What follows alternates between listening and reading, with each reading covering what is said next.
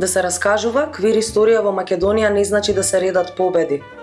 Значи да се зборува за живеење во услови каде што видливоста секогаш носи цена.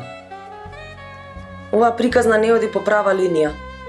Таа е составена од паузи, од повлекувања, од моменти кога луѓето одлучуваат да не исчезнат, иако системот тоа го очекува.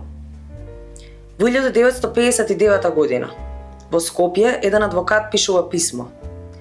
Киро Црногорски бара укинување на членот што ја криминализира машката хомосексуалност. Нема протест, нема публика. Само јазик на право, наука и достоинство. Тоа не е херојски чин. Тоа е чин на ризик во тишина. И првиот познат обид некој јавно да каже дека ова прашање е политичко. Во 90-тите квир животите повторно се туркаат во невидливото. Нацијата се гради преку контрола на телата. Маженственоста станува мерка за припадност. Сексуалноста причина за исклучување. Луѓето се среќаваат во станови, во полуприватни простори преку шифри. Не затоа што сакаат тајност, туку затоа што немаат избор. Во 1996 година доаѓа декриминализацијата. Тоа е правен потег, но не ја брише штетата од годините пред тоа. Во раните 2000-ти нешто почнува да се појавува. Прво внимателно, со адреси, изложби, со зборување во прво лице.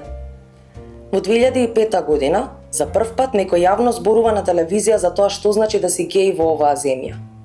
Стравот не исчезнува, но повеќе не е само личен. Квир телото влегува во културен простор, не како провокација, туку како факт.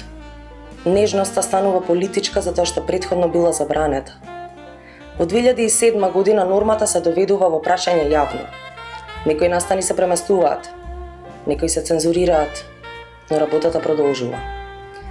Истата година, дрек културата за прв пат се појавува јавно во Скопје, без големи наслови, со јасна порака.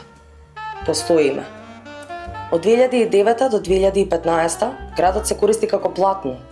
Писма, фестивали и лесбеско-феминистички и транс колективи ја туркаат квир политиката директно во јавниот простор.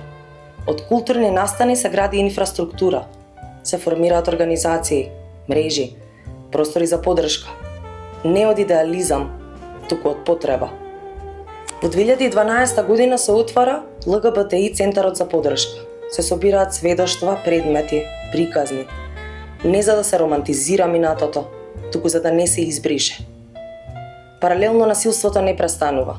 Институциите доцнат со било каква реакција. Луѓето излегуваат на улица затоа што мораат. Се отвора сигурна куќа.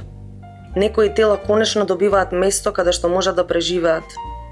Транс жените стануваат видливи во јавниот простор, во уметност, во политика, во медиуми. Видливоста не значи автоматска безбедност, но значи дека повеќе не сме сами.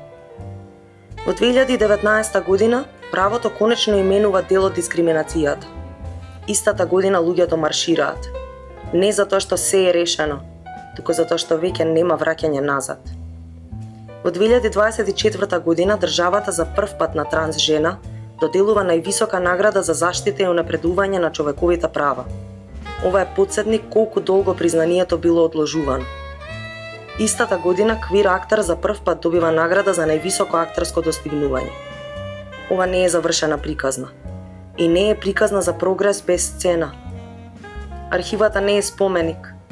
Таа е алатка. Да се памети, да се поврзува и да се инсистира дека овие животи не се фуснота.